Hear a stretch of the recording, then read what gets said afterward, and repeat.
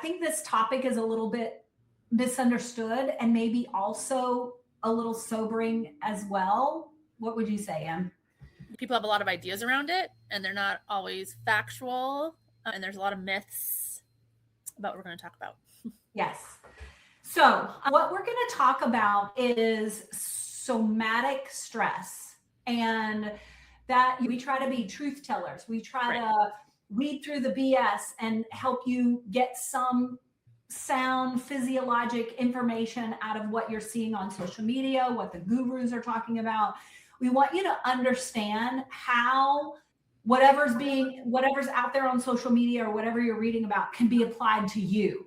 If it's useful, if it's not useful, if it's true, if it's not true, if it's oversimplified or overgeneralized or whatever, because not everything is for everybody. And so somatic, we talk about stress, but somatic is essentially stress in the body, the physiology of stress in the body. And, whether it's emotional stress, it starts out as emotional stress, it ultimately ends up as somatic stress. So that's one of the things that we kind of want to get the whole talk started with is what are we talking about? So Emily, tell us what you've been seeing and maybe what some questions that you've had or some clarity that you have needed or have gotten. I think one of the biggest things is that everybody hears stress in the body and they think cortisol. So they're, tying stress and cortisol together with a negative, which isn't necessarily always the case. I also think people forget about that there's several kinds of stress that our bodies endure. So like obviously the emotional stress, it's May, and if you're a parent or anybody this time of year, there's cookouts, there's barbecues, there's sports, there's concerts, there's all of these things that get on your plate, plus work and keeping a household running, and it's that stress. But it's also like your environmental stress. My husband loves his cologne, sprays it on today. He gives me a big hug, and I said, endocrine disruptors, back up, so there's all kinds of those stresses, things that we eat. I'm seeing all these things about plastic on your toothbrush. So like environmental stressors also is a big one. As a matter of fact, what is the name of the program that you do? Oh, I teach Faster Way. I love that program because they really do kind of cover everything. And it is sort of a good version of a lot of the stuff that we talk about, a lot of the stuff that we believe in, which is why Emily promotes that. And so the whole concept behind how lifting weights helps you with your strength and your muscle mass, and both are important. And women, hear us, you're not going to get bulky. I don't care what I lift weights every single day, and I am proud of this. And it has taken me 20 years to get that tiny little. Because the older we get, the more muscle mass we lose. So it's so much harder to gain. So you're not going to gain and get bulky. And it doesn't matter what you do unless you're taking testosterone. Right. If you're a woman and you're not doing those things, you are never going to get that bulky. But it's the whole concept of stress as an adaptive thing, as a positive thing that allows you to build that muscle mass. And we want that muscle mass in addition to the strength, because that muscle mass is a sink for glucose, extra glucose, and it doesn't require insulin. So that's that. And just your point, Emily, about cortisol. Cortisol is life-saving, and we have to stop thinking about it as negative. It is going to get you out of a lot of trouble when you need it.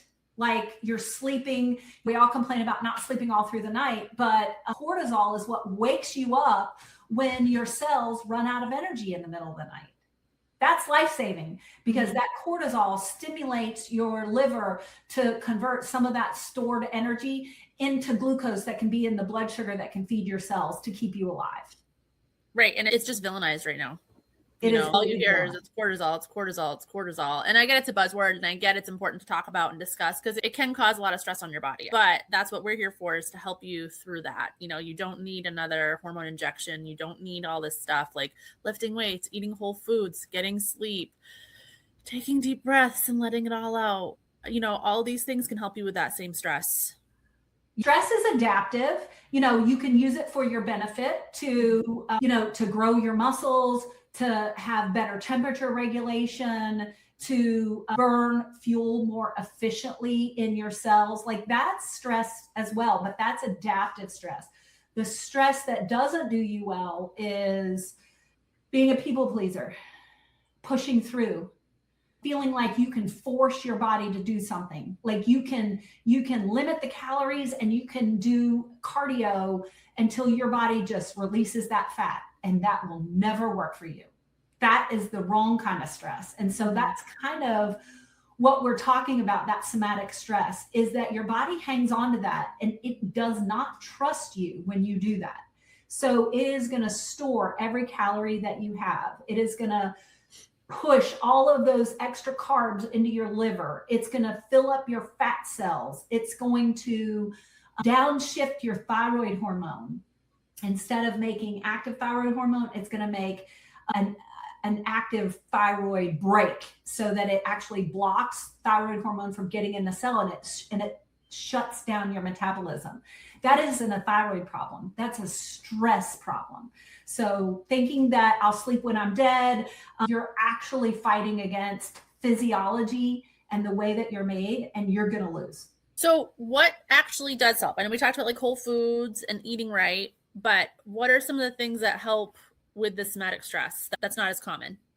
The biggest thing I think is honoring those rhythms. You know, we used to be hunter-gatherer, society. We didn't have all this artificial light and, all that kind of stuff. So people were awake when the sun was out and they were asleep when the sun went down. And so a lot of that is how our physiology actually works. And so, cortisol, you want high cortisol in the mornings. You want your cortisol to go up. So for those people who are waking up, if you're vilifying cortisol, think about this. When you wake up in the morning and you slept 8 hours and you still feel tired, it's probably because your cortisol isn't high. It's probably low. So I think just honoring those rhythms. Get outside, be awake when the sun comes out, start winding down, turning artificial lights off, turning artificial like blue light, turn that off, or substitute amber lights. Look at a bonfire where you are getting rid of some of those blue lights that are artificially keeping your melatonin from being stimulated. That is, I think, one of the biggest things. Eat most of your calories early in the day when your insulin sensitivity is highest. Stop eating a couple of hours before bed, like all of the things that we talk about, walking around a little bit, moving your body after you eat. You don't even have to change what you're eating if you'll just change how and when you're eating and what you're doing after that or around that. That will change a lot of things. Because there's another form of stress that we haven't talked about, right? Like the stress that you put on your body and your organs. And I know a lot of what we teach is like eating every 3 to 4 hours, not eating, all day long, giving that body time to rest, time to break your food down, time to absorb your food, time to heal itself. Because that stress we put on it too. If you're a snacker, then you're eating breakfast and you have a snack, then you have lunch, then you have a snack, then you have dinner, then you have a snack. And it's never giving your body time to absorb. It's just pushing it all on to the next meal. So again, that's another stress that our intestines are facing every day. And when you regulate that, you actually give your body an opportunity to burn fat, because burning glucose in the cells, your cells burn two kinds of fuel, glucose and fat. They will burn protein, but protein is really for repair and building. So I don't want you to think about protein calories as those are the calories that I'm burning in my cells. You're not.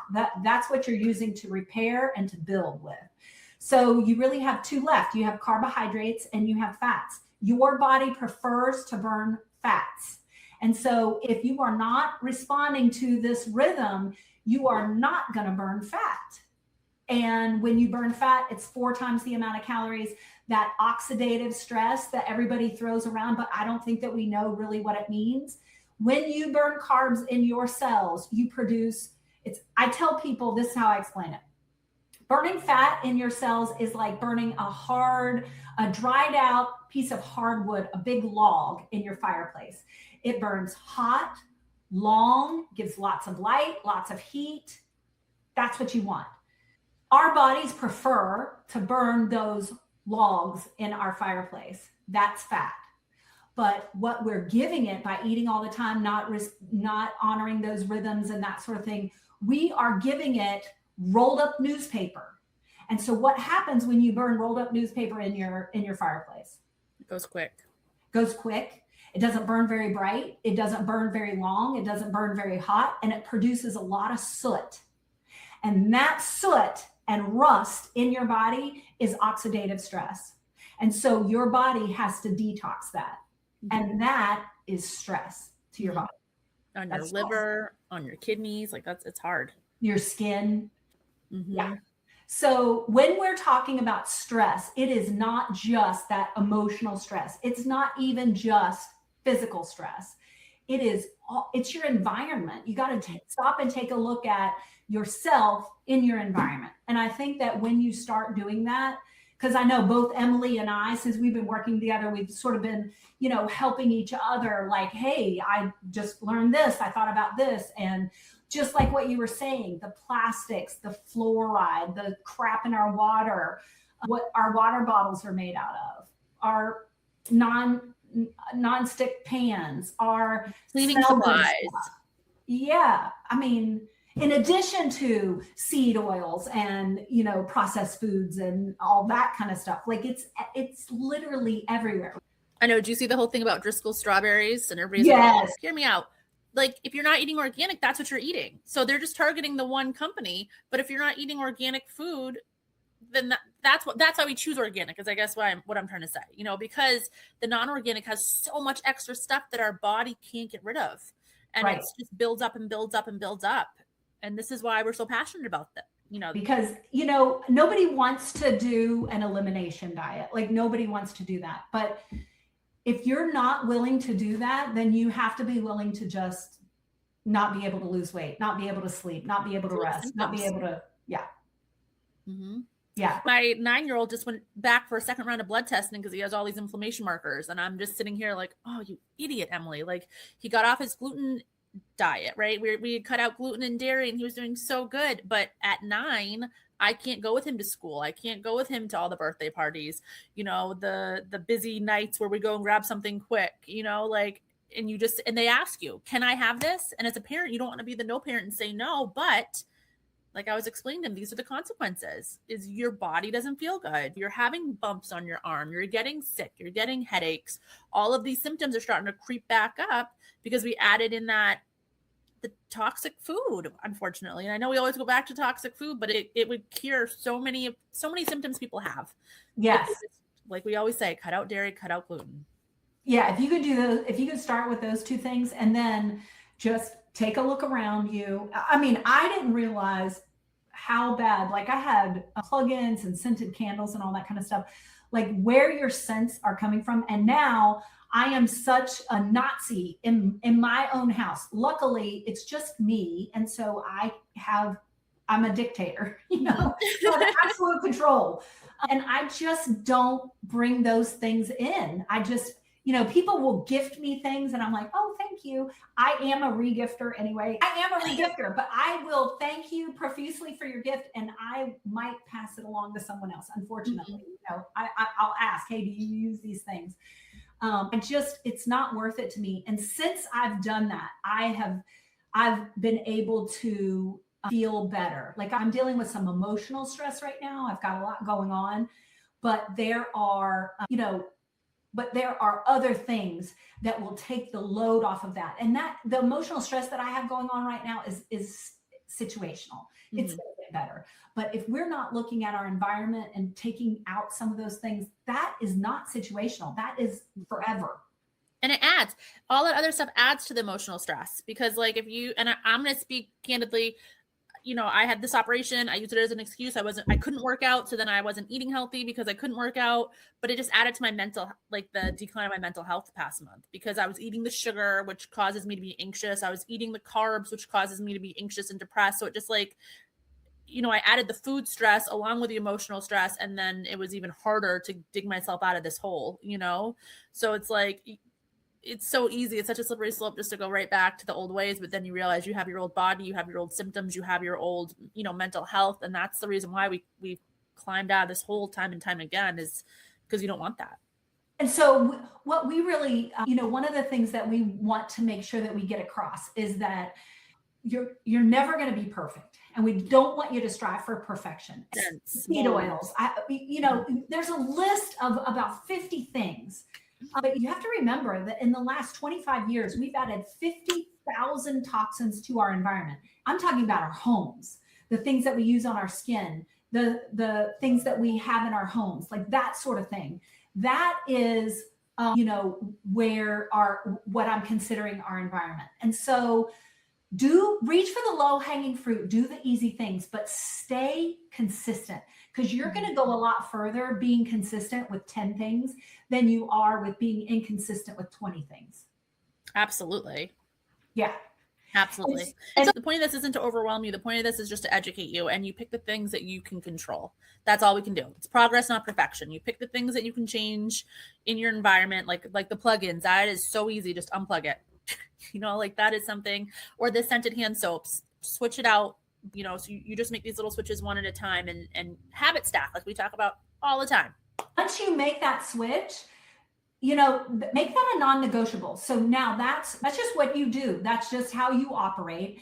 And then you can add another habit into that, and then do that consistently until that becomes part of your routine. And then after a while, it doesn't feel like giving up so much stuff. It doesn't feel like you have all these rules and all this. This is just how you operate. This is just what you do.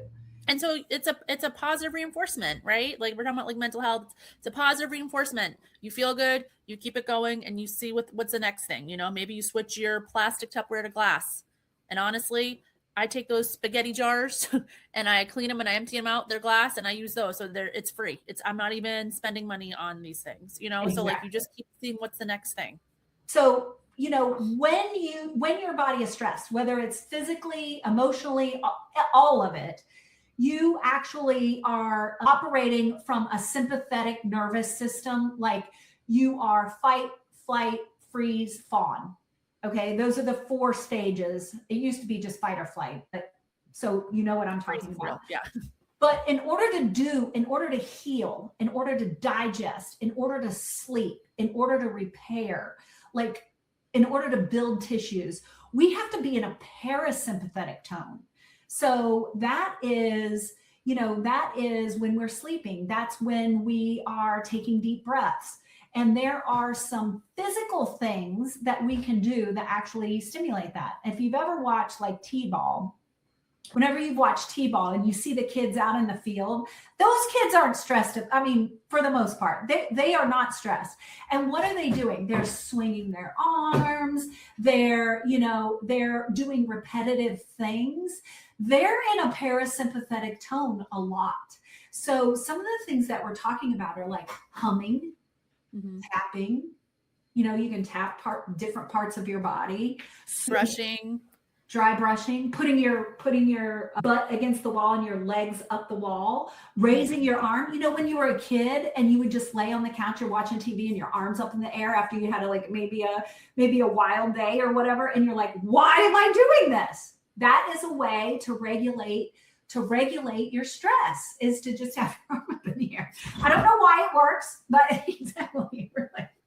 But it works. And so, people are reaching a lot for like ashwagandha and a lot of the adaptogens and that sort of thing.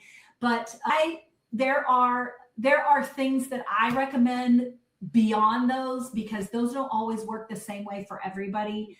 Ashwagandha is great. However, there are 15 things that are better than that. And some of those are minerals like magnesium. That is a great one. Also, our adrenal drink, because that's going to support your adrenals so that you can produce that cortisol. And we don't want to lower cortisol. We want to have cortisol high when it needs to be high, low when it needs to be low. We want to regulate it rather than just think about lowering it. So replenishing minerals is one of those things. Magnesium gets used up. Zinc gets used up really quickly and easily from stress. Certain amino acids are really good at kind of calming things down and stabilizing things. Lysine, taurine, those are 2 amino acids that are really important for that. Inositol is sugar, not that kind of sugar, but a sugar that does that as well. Phosphatidylserine is one of those things that helps to regulate so that your cortisol can be high when it needs to be high, because we don't want to blunt that. We don't want to just put a damper on our cortisol, because that's when we feel fatigued and don't have any energy. So like Kim just made a bunch of great suggestions of things that you could be deficient in, but without testing, without, doing our hair mineral analysis test, looking at your blood, we don't know if that's specifically what you're deficient in. And so taking the things that she just said, you could have written those all down and bought every single one, and they might not be what you need. And so it's really important to get tested so we know what building blocks your body needs and which ones it might have too much of, because that just adds more stress. Exactly. Then your body has to, because especially with minerals, because when you replenish one mineral, you change 5 other ones. So you can't really play whack-a-mole with that. And I never recommend zinc replenishment without knowing what your zinc is, because copper and zinc go together. And same with magnesium, it also depends on the type of magnesium, the quality of magnesium. I mean, because it's such a hot topic right now, or a buzzword. You can find magnesium anywhere, and it's so easy just to pick up whichever one looks pretty or sounds like it tastes good. But that doesn't mean it's the right kind for you. Exactly. Like the VA, because I live in Fayetteville, which is a military town. I talk to a lot of people that get their care at the VA. The VA gives them magnesium gluconate, I think is what it is. Anyway, you only absorb about 8% of it. So you got people taking all this magnesium, lowering the pH of their gastric acid and interfering with what they're absorbing and not getting the benefit of the magnesium out of it. Right. And just changing that to malate or glycinate, huge. I mean, that's the only thing that they did. And of the magnesiums too is grown or like harvested from like a mold source. Yes. Yeah. All of us are sensitive to mold. You know what I mean? Like mold's not great for you. But if you're like highly sensitive like me and you're taking that form and then you're feeling worse and you don't know why, like again, this is why it's important to talk to somebody that's a functional medicine provider, because they're looking at your body as a whole and not just a symptom. So yeah, just don't guess on your supplements, please. Yeah. All right, Emily, I know that you have to run. Thank you so much. Thanks for being flexible today.